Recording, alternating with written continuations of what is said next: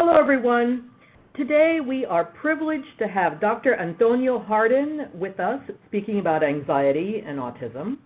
Today's webinar brought in our most registrants to date at just over 1,200 people. Congratulations, Dr. Hardan. That's amazing. You have struck a nerve. Dr. Hardan is a professor in the Department of Psychiatry and Behavioral Sciences at Stanford University. He's also a psychiatrist at the Lucile Packard Children's Hospital at Stanford, where he is the director of the Autism and Developmental Disabilities Clinic. Dr. Hardan has more than 15 years' experience assessing and treating children and adults with developmental disorders, including autism. He researches the neurobiology of autism and innovative treatments for individuals with intellectual disabilities. He has served as a principal investigator on numerous projects assessing the effectiveness of a wide range of interventions.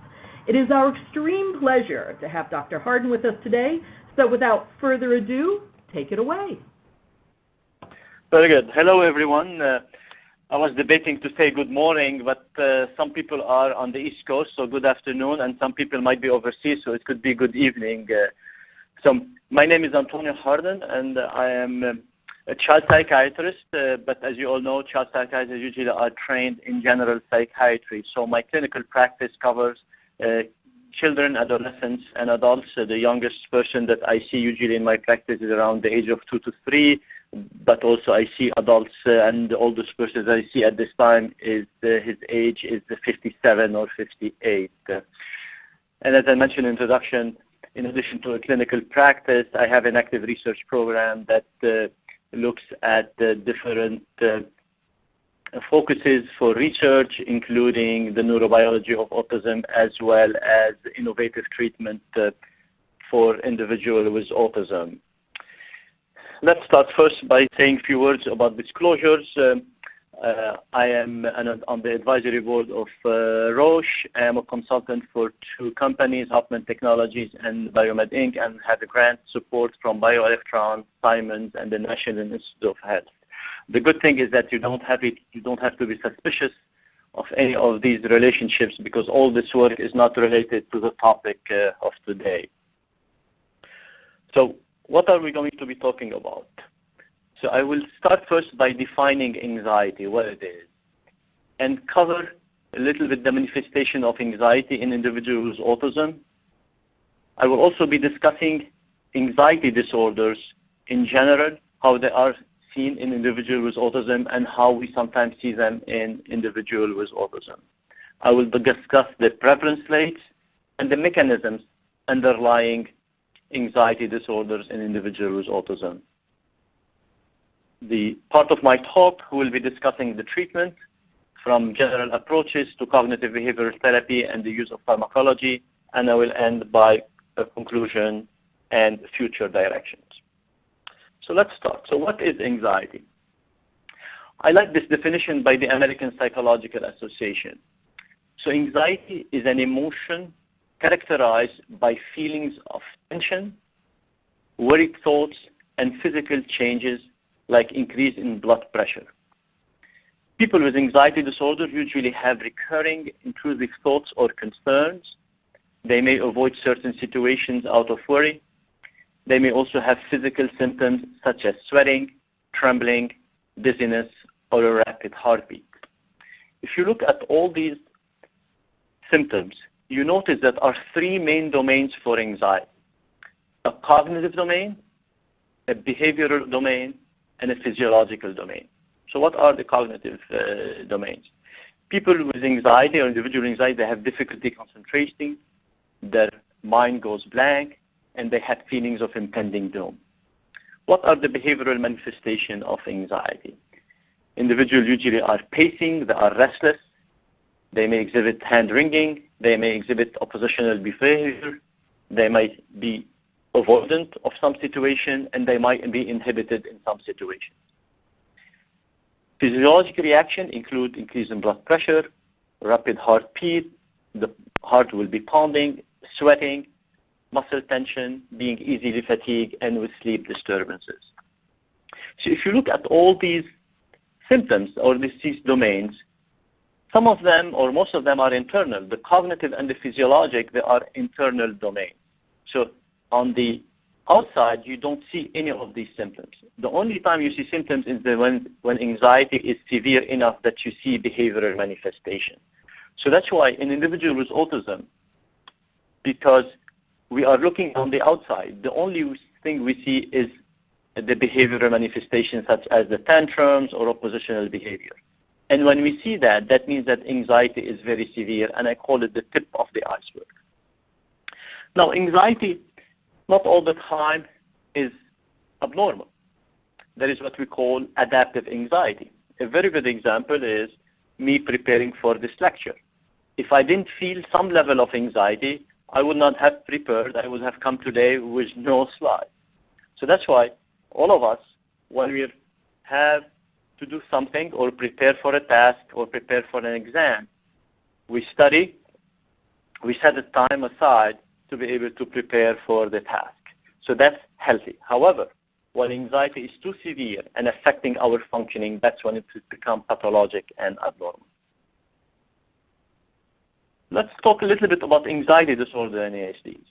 So disorders that share feature of excessive fear and anxiety are anxiety disorders, and they are usually related to behavioral disturbances. There are two components. There are fear and anxiety. Fear is the emotional response to real or perceived imminent threat. A real response is when you see a snake. A perceived threat is when an individual with autism, they hear a vacuum cleaner. It's more perceived than a real threat. But for them, they feel it as a threat, and that's why they have this reaction. Usually, fear is associated with surges of autonomic arousal necessary for fight or flight because you want to protect yourself. You have thoughts of imminent danger, and you start thinking about escape behaviors. Anxiety is also anticipation of future threat. It's associated with muscle tension and vigilance in preparation for future danger and the development of avoidant behavior. So in ASD, anxiety can be manifested in behaviors such as avoidant, elopement, distress, and tantrum. Because anxiety and individuals with autism, we see it in kids, adolescents, and adults, in individuals with high functioning and low functioning. So we have to think over the effect of these factors on the expression of anxiety. For example, in high-functioning individuals, they are able to express their abilities and worries and fears because they have good language skills. However, in lower-functioning individuals, they have difficulty expressing their emotions. They have difficulty expressing their worries. And also, they have difficulty interpreting physiologic signals and sorting their emotions. So they feel that their heart is pounding. So they feel that they are sweating, but they cannot interpret these emotions. So let's talk a little bit to give some example about the expression of anxiety with age. We'll go from preschoolers all the way to adults. So preschoolers, as you all know, they have limited expressive abilities. So that's why most of the time when they express their anxiety is in behaviors. And these behaviors are sometimes seen in preschoolers with autism, in adolescents with autism, and adults with autism who are minimally verbal or don't have good expressive ability. So for preschoolers, you see crying, screaming, throwing objects, self-injurious behavior, tantrum, withdrawal, hitting others, kicking, hyperactivity, and attention-seeking behaviors. These are kind of the general behaviors. You see them in sometimes typically developing individuals. Sometimes in individuals with autism, we see some specific behavior related to autism itself. You see an increase in repetitive behavior. You see an increase in repetitive play. Suddenly, an individual who is feeling anxious, instead of throwing a tantrum or instead of start screaming, they might line up toys more often than they used to. Also, they can express this anxiety in being more echolalic or saying scripted sentences. What are other symptoms for anxiety in elementary and middle school age children. So you see sometimes resistance to take on new tasks. You know the child is able to do this math problem, but because they are anxious about the test, they are not willing to do that. You see a lot of repetitive questioning, and that's something you see actually across all ages. You see again tantrums, aggressive behavior, arguing with adults, arguing with teachers, withdrawing, rearranging the schedule, freezing behavior. You see they are like very inhibited. They don't move. You have to push them. You see a lot of somatic complaints. Selective mutism, when individual will not talk in the classroom or will not talk on the bus. They only talk at home or in a comfortable environment. You see a lot of hyperactivity and attention-seeking behavior. In adolescence, you notice that individuals are very easily overwhelmed by school demands. They're resistant to schoolwork. Again, somatic complaints. Some of them are very resistant to go to school. They refuse to go to school. Increase in social isolation. They socialize a little bit less in school. They need more reassurance.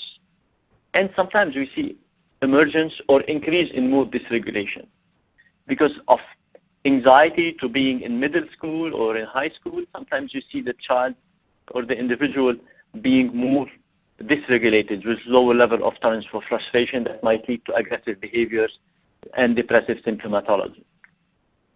In adults, you might see difficulties in transitioning to the day program or going to work. You see individuals who are transitioning from high school to college having difficulties adapting to the new environment, requiring more reassurance, having difficulties doing tasks for their independent living. You see also inhibition and freezing. So let's continue to look a little at anxiety symptoms, not anxiety disorder and ASD. So for example, separation anxiety. How can you separate that from what we see in individuals with autism? Sometimes it's very difficult. So the social avoidance that sometimes we see in individuals with autism that related probably to lack of social interest. How is that different from social anxiety? Social anxiety, we'll talk a little bit about it in the next slide or two, is regarding it's when individuals are anxious about being in an environment because they are afraid of saying something that might embarrass them. They are worried about how others are perceiving them. Also, another situation is then separation anxiety from mother. Is it because insistence of sameness, because the individual with autism or the child with autism does not like to change?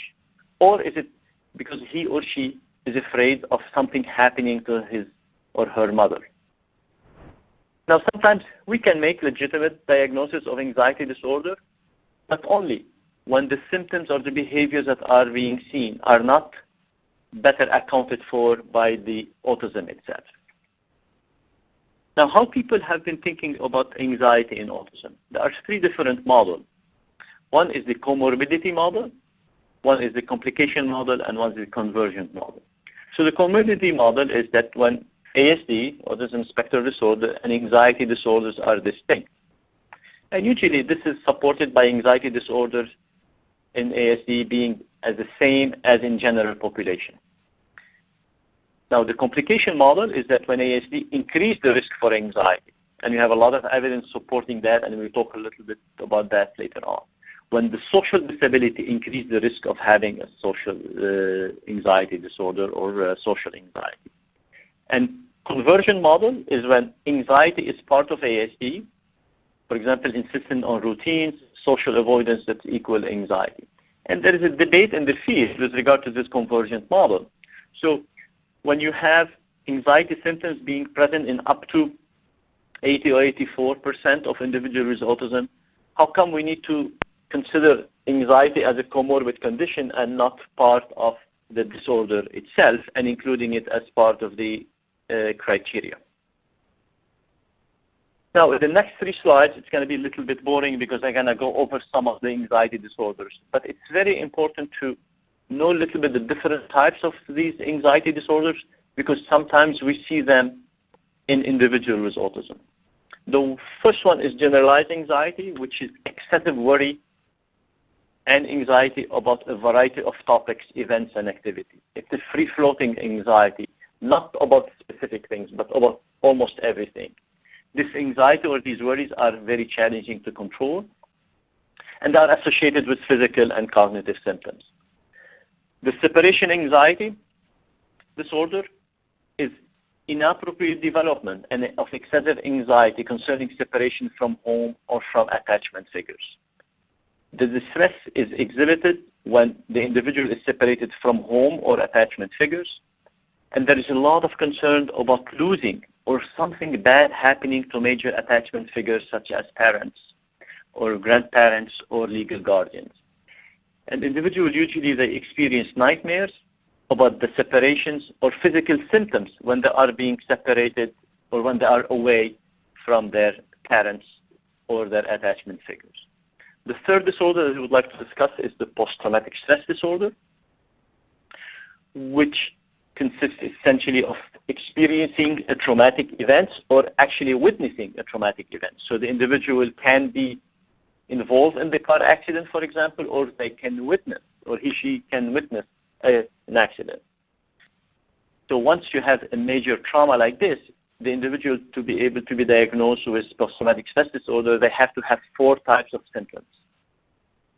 One is experiencing the trauma, experiencing nightmares, flashbacks.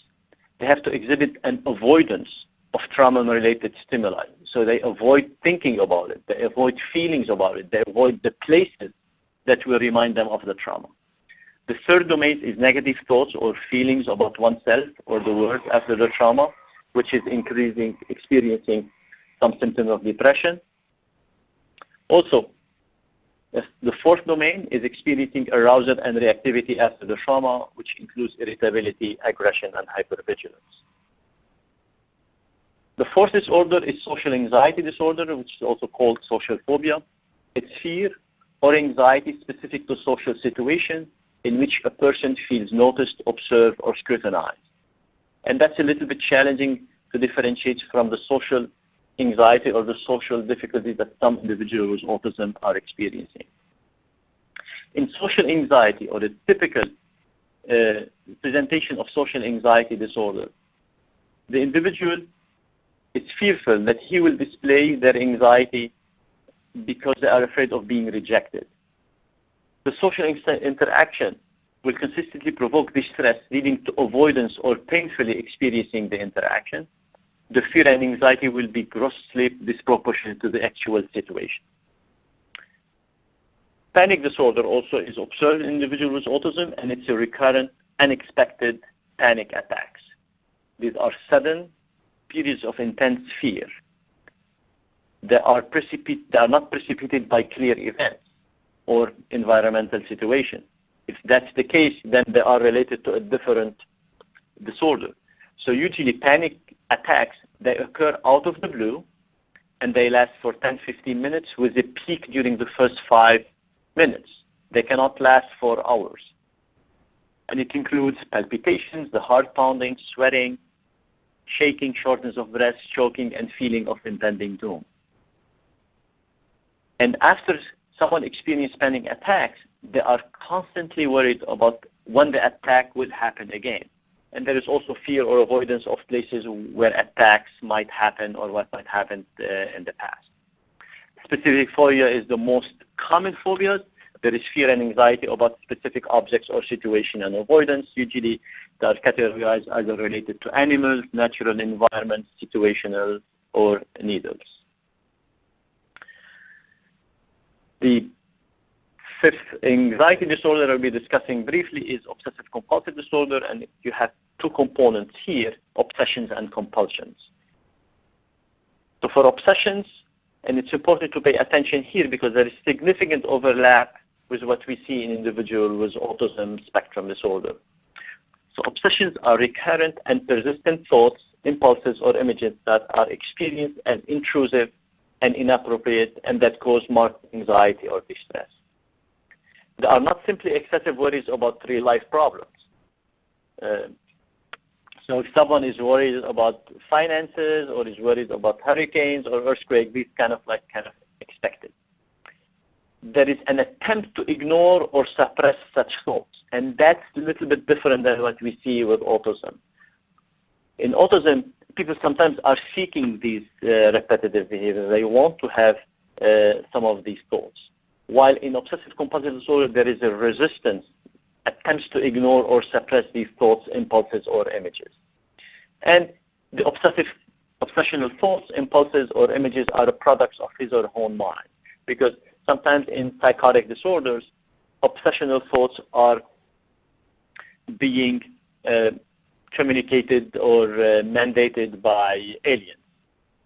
The compulsions are behaviors that are aimed at preventing or reducing distress and preventing some dreaded events or situation. And that's also something we don't see in individuals with autism. Now, the compulsions themselves, which are repetitive behaviors or mental acts, these are common in individuals with autism, and individuals, they feel driven to perform in response to an obsession. The last category, which is the unspecified anxiety disorder, which is my favorite when I'm evaluating individual with autism, because most of the time anxiety symptoms, they are a little bit not very typical, and I like to give this diagnosis. So now why we've covered these different anxiety disorders.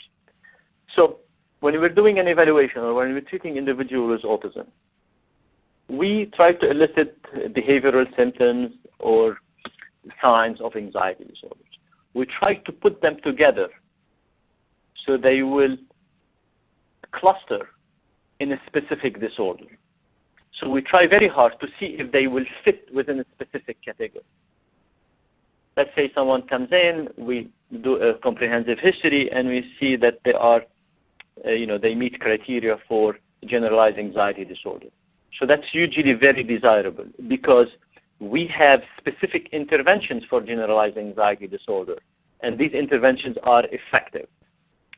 Now, in contrast, if someone comes in with behavioral symptoms implicating, or indicating some anxiety symptoms, and we cannot put them together in a specific disorder, then we will be using non-specific interventions, and very frequently, non-specific interventions are not very effective. So that's why the effort in the evaluation, when we're seeing high individuals who are high functioning or low functioning, is trying to see if these symptoms make sense and will fit a specific diagnosis, because that's going to help us develop a specific treatment plan. Let's talk now about prevalence rates. So the range is from 11 to 84, a wide age range. So that's why these days when I'm assessing an individual with autism, I assume that they have an anxiety symptoms. However, not all of them, they have a specific anxiety disorder. About 40% meet criteria for at least one anxiety disorder. Now, this is compared to a range between 5 and 32 in typically developing children. And individuals with autism, the anxiety disorder have higher prevalence than in individuals with intellectual disability, language disorder, and Down syndrome. And the high level of anxiety symptoms is also observed, as I mentioned, not only a disorder, but high level of anxiety symptoms, and it's much more than what you see in typically developing individuals, and this has been supported by studies using parent and self-report. Symptoms of anxiety are usually very problematic because they lead to exacerbation of social deficits, more impairment in daily living skills, negatively impacting relationship with peers, teachers, and family members, and as you would expect, also academic performance. The most common ones are specific phobias, social anxiety disorders, and generalized anxieties. However, when you look at the prevalence rate, you shouldn't assume that these rates are accurate, because there are a lot of challenges in assessing anxiety in individuals with ASD. One is psychiatric comorbidity, and I will show you a little bit in the next slide. Most of the time there is significant comorbidity, and it's very hard to separate what's anxiety from, for example, what's depression or hyperactivity.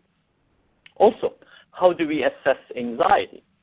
We use scales, and some of these scales are not reliable, valid, or practical to measure anxiety in individuals with ASD. And I will give you an example of a commonly used scale. And I will talk briefly about a scale that my colleague, Dr. Larry Scahill, that's developing. That's the parent-rated anxiety scale for use with ASD. And with the scale, there is a hope that we will be able to capture better anxiety symptoms in individuals with autism. So this is a slide illustrating psychiatric comorbidity in individuals with ASD. It's a little bit busy, but if you see the presence of any anxiety or phobic disorder is 41% will exhibit any anxiety or phobic disorder. You have generalized anxiety, that's 13.4. You have panic disorder, that's 10%. You have social anxiety, that's about 29%. You have simple phobia, that's around 8%. And obsessive compulsive disorder, that's about 8%. So that's quite a bit.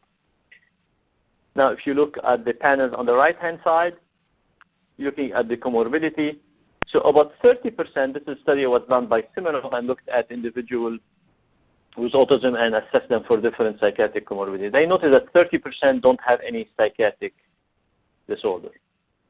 30% they have one disorder, 17% they have two disorders, and 24% they have three or more.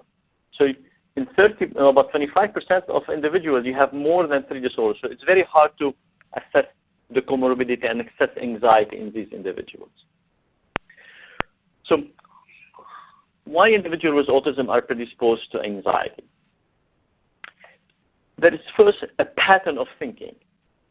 There is in individual autism, there is what we call central coherence, which is the tendency to focus on the details and not to look at the general picture.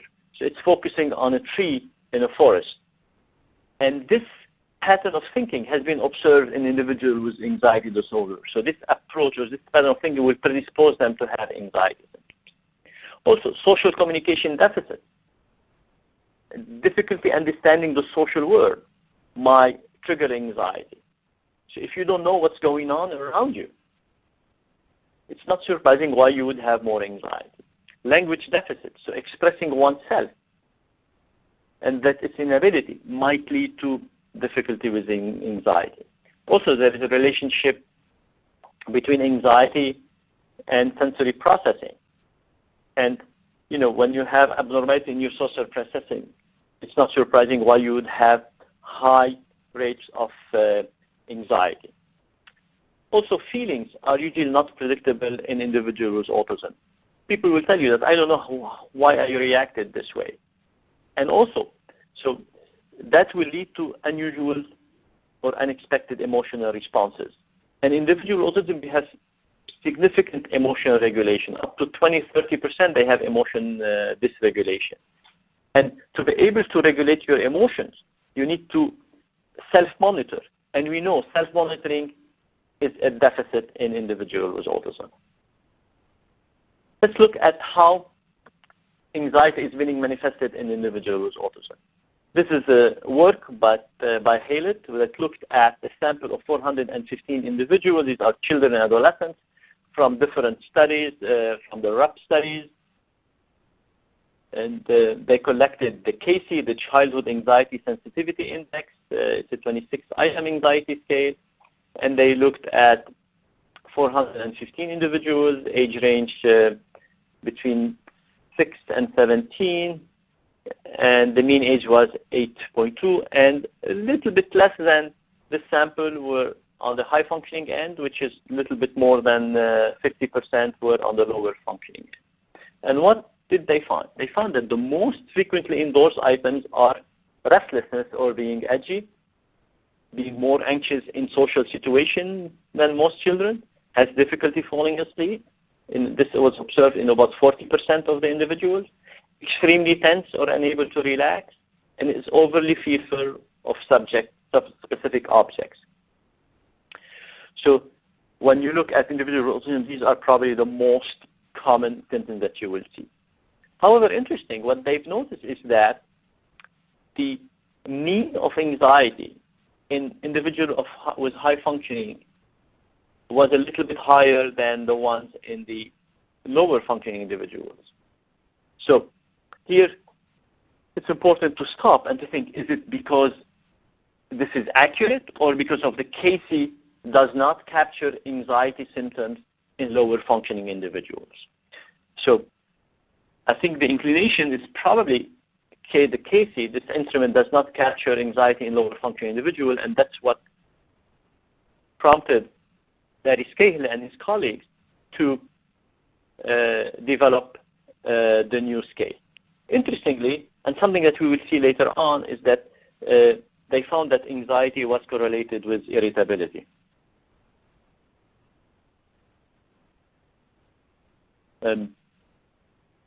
Now, something that you will notice in individuals with autism is that there are sometimes atypical presentation of anxiety. So this is a study that was done by Connor Kearns that looked at typical anxiety symptoms and atypical anxiety symptoms. And what she noticed is that in 37% of the individuals, they don't see any anxiety disorders. In 17%, they see typical anxiety symptoms. And in 15%, they see atypical anxiety symptoms. And I will tell you what it means, atypical anxiety symptoms. And in 31%, they see a combination of traditional anxiety and atypical anxiety. So a traditional scale instrument that will assess anxiety might not capture atypical anxiety. So on the right-hand side of this slide, you will see a little bit some of the atypical anxiety. I will focus on the unusual specific fears, fears of baby crying, coughing, spider webs, happy birthday song, very unusual and idiosyncratic anxiety. And also the compulsive ritualistic behavior. So there is an absence of clear desire to prevent distress or a feared outcome, because this is typical of obsessive compulsive disorder. In individuals with autism, we see rituals around meal times, verbal rituals, insistence on use of specific phrases, which is not captured well in the obsessive compulsive disorder scale. Now here you have a list of a lot of unusual fears, and if people are familiar or they have individuals with autism, they will not be surprised that some individuals with autism, they are afraid of electrical outlets. I worked with a child who was afraid of butterflies, and no one would understand why would that child is afraid of butterflies. Well, he was afraid of butterflies, and he wouldn't go in the backyard because he was concerned about butterflies being around. So this is very unusual and irrational fears. Now, when we put together all of these categories, 23.8% are related to mechanical things. Fears of ceiling fans, can openers, microwaves, electric toothbrushes, and the favorite one is vacuum cleaners. But also you can see a list of a lot of other categories that are very problematic. Sometimes, the one that I recall, I had a child who was afraid of clowns for no apparent reason. She was afraid of clowns. She wouldn't go to birthday parties because there might be clowns over there. Let's look at the anxiety symptoms across the lifespan. This is work done by Garam and al. Then looked at individuals with autism and individual without autism, but they have intellectual disability. As you can see, over time, there is an increase in the rate of anxiety. And you see it as there is more increase in females. This is the red line compared to the blue line. On the left-hand side, you have individuals with autism. On the right-hand side, you have individuals who have intellectual disability. You see that the rate in individuals with autism is a little bit higher compared to individuals with intellectual disability, which is something I referenced earlier in this lecture. So in this study, what they also found is that internalizing symptoms was associated with poor emotion regulation, lower life satisfaction, and greater social difficulties in early adulthood. And that's why it's very important to treat anxiety in individuals with autism. I'll go quickly over the parent-rated anxiety scale for use with ASD. So this is very exciting that now we have a scale that has been developed for individuals with autism. So for the sake of time, I skip and just to tell you a little bit how it was developed. So it was developed in 3 sites led by Dr. Scahill at Emory University, and his collaborator was Dr. Luc Lecavalier and Robert Schultz. And they did 6 focus groups, and they included parents, and they covered everything that might be related to autism. And they developed a survey that had 51 items, and they asked about 990 parents of individuals with autism to fill out an online questionnaire about this survey. And the survey went through different iterations, and they finally decided that there is a 25-item scale that is good enough, and they've tested its validity and reliability, and now it's ready to be used. This is an example of the scale, and I wouldn't, of some items of the scale, I wouldn't go into details, but if you can read it, you feel this is like very autism friendly. It was developed specifically for individuals with autism. Most of you who've used or who've looked at the questionnaires that have not been developed for individuals with autism, very often you see 1 or 2 items that don't make sense for individuals with autism. Let's talk about treatment approaches. So I want to emphasize the role of parents. There is increased evidence supporting that parents learning some behavioral intervention can lead to improvement in the child's behaviors. There is evidence from typically developing individuals with ADHD. There is work that we've done with regard to teaching parents pivotal response training, which is an ABA-based intervention, and we're noticing that when we teach the parents, they are able to implement this intervention. The advantage of these efficient models is that parents are with the child 24/7, and they can implement this intervention or the intervention at any time. Now, what's important is to assess the impact of anxiety symptoms on functioning. And that's important because that's going to determine how aggressive you want to be in your treatment. Also, what we need to do, and that for a lot of parents and teachers, is that some level of anxiety is desirable. So that's why we don't have to be like hovering around over the kids and making sure that they don't make mistakes. They win all the games that they are part of. They avoid all the stress.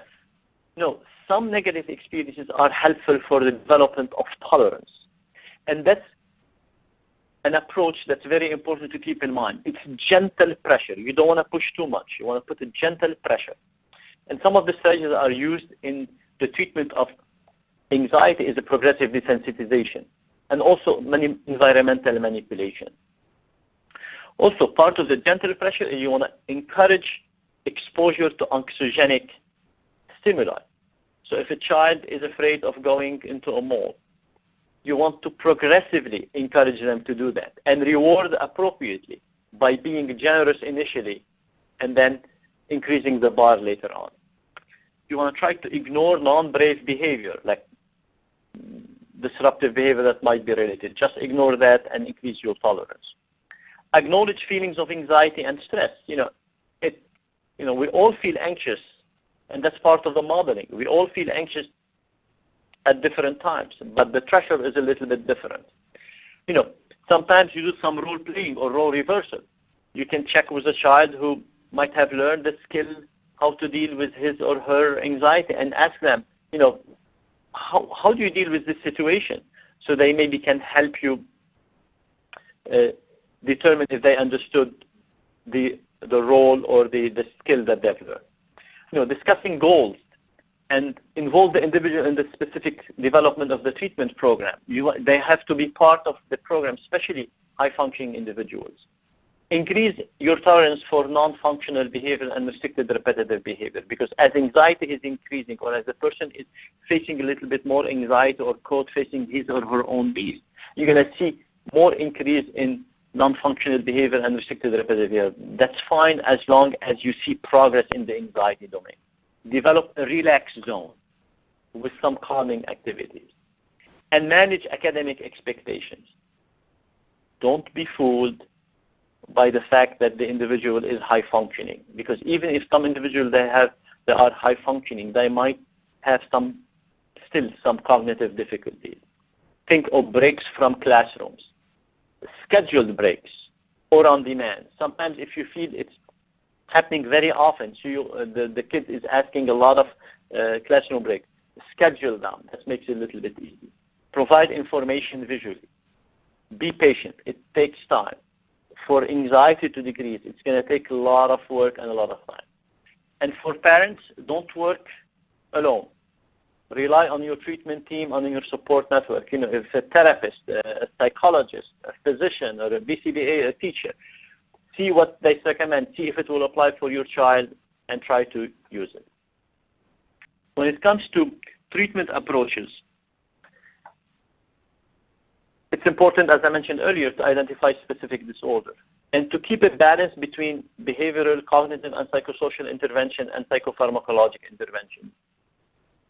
For individuals with high functioning, you can start with cognitive behavioral therapy, and we'll talk about that in the next few slides. It has to be balanced a little bit. The response is not all or nothing. It's not like you're going to see 100% improvement. Most of the time, you're going to see a little bit of improvement. Keep in mind that you're going to use one intervention at a time. Keep in mind that a lot of individuals are using complementary and alternative treatment, and that's why you have to be aware that these interventions might affect a little bit what you're trying to do. And it's important to re-challenge. So if you work with a child who is 9 or 10 and you feel that he or she is not benefiting from cognitive behavioral therapy, it's important to retry that in 3-4 years, because in 3-4 years, the individual might be a little bit more mature cognitively and might understand better the intervention. Now, we'll talk in the next 2-3 slides about cognitive behavioral therapy for anxiety. It's well established for individuals with anxiety and typically developing children, adolescents, and adults. There are a lot of evidence to support that. It's a short-term duration. It's up to 16 sessions. It uses basic cognitive interventions from psychoeducation, relaxation techniques, and it includes also creation of fear hierarchy. Now, this intervention has been modified for individuals with ASD. It's children and adolescents with ASD. So how is it modified? Because of the limited language and cognitive abilities, there is more use of visual aids, written worksheets, and creative assignment. There is difficulties with learning individual with autism. That's why you have to do multiple steps to break it down. You have to do role playing. You have to use positive informants. You have to repeat. Individual autism, as you all know, there is limited generalization. So you have to increase the frequency of practicing, adapt the homework, and have a good reward system. Also, because there is social deficit in individual autism, you have to include social stories. And sometimes social stories are not included in the traditional cognitive behavioral therapy. So my colleague, Dennis Sokolowski, did a meta-analysis, which is basically summarizing all the studies that looked at CBT in children and adolescents with autism spectrum disorder. And they found that this intervention is very effective. And they found it to be effective independently if the parents did the ratings, or the clinician were rated, or the children rated themselves. This was done in 2013. And again, another study very similar in 2015 included 14 studies, replicating a little bit the fact that individuals with autism, they do respond. This is high-functioning individuals with autism. They do respond to cognitive behavioral therapy. And you see here there are like 14 studies. Most of them are randomized controlled trials. It's very nice to see that we have that many studies supporting the effectiveness of a specific intervention. Now, some people will say, okay, how about lower functioning individuals? Well, unfortunately, there are not that many studies for lower functioning individual or individual with intellectual disability. There are no randomized controlled trials. However, there is some reports of single subjects that have been shown that behavioral intervention does help. Here you see work by Lauren Moskowitz, who reported on 3 children who were treated with behavioral interventions, John, Ben, and Sam, and you see the rate of anxiety was high. As soon as they start the intervention with these 2-3 sessions, you see a significant decrease in the anxiety. Let's move now to the medication treatment. Unfortunately, there is not much. That will be the most brief section in the presentation. This is a systematic review by Roma Vaza at Kennedy Krieger as part of the ATN networks. They looked at 647 studies, and ultimately they only found 4 studies of medication that looked at the effectiveness of medication in the treatment of anxiety. And all of these studies are not randomized controlled trial, which, as you all know, we don't believe these studies. One used buspirone that showed that 41% of the kids were benefited from this intervention. 2 studies looked at citalopram that showed about 60% of the kids benefited from this medication. And the last study was fluvoxamine, which ironically didn't find that this medication was helpful in the treatment of anxiety in the whole sample, but found it to be helpful only in females. So unfortunately, there is no scientific evidence supporting the use of medications in kids with autism. However, when you look at surveys of kids with autism, what medications they are taking, you see that about 22% in this one study in North Carolina found that these kids are taking antidepressants, and there's another study by Mandel in Medicaid-enrolled children. They found of 25% are receiving antidepressant, and that's most probably not because of they're using it not because of their antidepressant property, but because of their effectiveness to treat anxiety, and that's my impression. SSRIs are effective in the treatment of anxiety, but unfortunately we don't have the science to support its use. This is a study looking at buspirone, and the goal was to treat repetitive behaviors. But interestingly, they didn't find it to be beneficial in the treatment of restricted repetitive behavior, but they found it to be effective at the dose of 2.5 milligrams to target the anxiety composite score that's related to irritability and mood dysregulation. As you all know, this medication is overall well tolerated. Now, the final slide before I go to the conclusion is regarding innovative study, innovative compound, which is propranolol, which is a beta-adrenergic antagonist. We use propranolol for performance anxiety. When someone is about to give a lecture, they might take propranolol. There have been several studies supporting that it might be helpful in individuals with autism with regard to scanning faces or conversational reciprocity. And my colleague, David Beversov, is currently doing a randomized controlled trial to look at the effectiveness of propranolol, and hopefully we'll examine its effectiveness in anxiety. Now, conclusions, as I hope to communicate, is that cognitive behavioral therapy is very useful for individuals with anxiety, children and adolescents with anxiety. Medications, specifically SSRI, are probably effective, but we don't have the science. It's very important to reevaluate regular treatment, especially when things are not working. And also, when you're treating something else and you're not thinking of anxiety, it's important, if your interventions are not working, to think of anxiety. There are no simple recipes. It's important to emphasize the role of the parents. When I think about the future, it will be nice to develop protocols, manuals, and studies to examine anxiety in lower functioning individuals, in children and adolescents, but also in high functioning adults.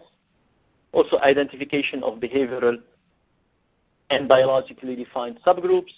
And finally, it's important to think about combination of treatment. It's unrealistic that a disorder like autism, we're going to treat it with one intervention. It has to be a combination of intervention, maybe medication and cognitive behavioral therapy.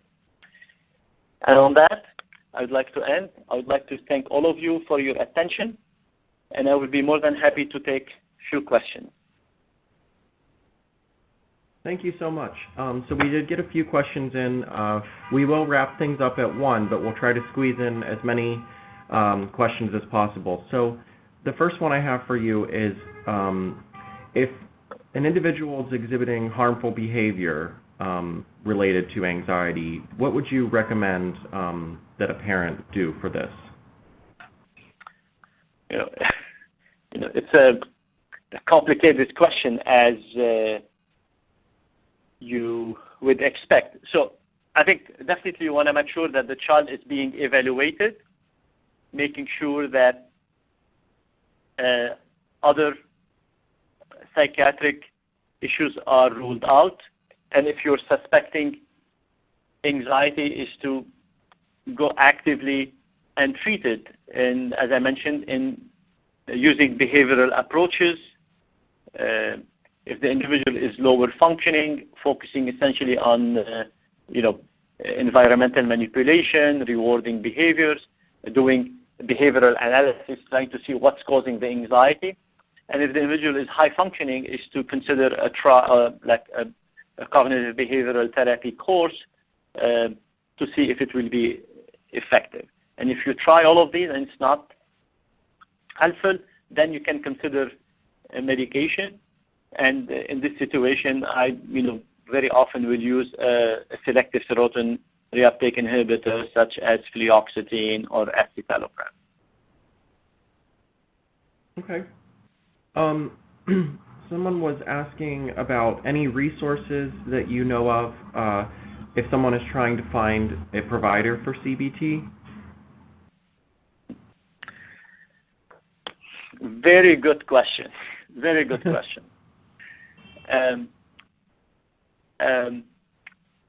I can't think of any, or I'm not aware of any resources where you can go and find individuals, professionals who are versed in CBT for ASD.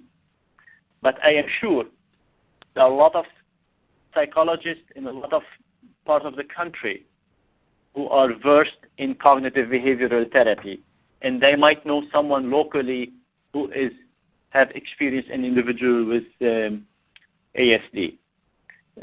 Cognitive behavioral therapy is a very common intervention that we use in typically developing kids with anxiety and with depression. So your local psychologist who is versed in cognitive behavioral therapy might be able to indicate who will be the best person to see your child or your adults with ASD. Okay. Is there a preferred age to start CBT, or is it just dependent upon each individual? Yeah. So the studies have included kids, I think if I remember, the lower age range is 7 and above. So that's when you can start thinking of considering CBT. However, children are different. Some kids are maybe able to do CBT at age 7 or 8, and some kids might not be ready. It doesn't hurt to try, and I will try for a few sessions, and if you feel that it's working, that's great. If you don't feel that it's working, you stop and you try again in 2-3 years. And as I mentioned, kids are developing. If they are not able to benefit at age 7 and 8, it doesn't mean that they won't benefit from it at age 11 or 12. And actually, I referred recently a child that I was seeing for a cognitive behavioral therapy that we've tried 2 years ago, and it was not very effective 2 years ago, and he was not able to understand what we were trying to do. And now he's actually experiencing some benefit because he's able to work with the therapist and is benefiting from it. So don't give up on it. Try again after a year or 2. Okay. Is there any evidence that group therapy for higher functioning individuals is effective to reduce anxiety?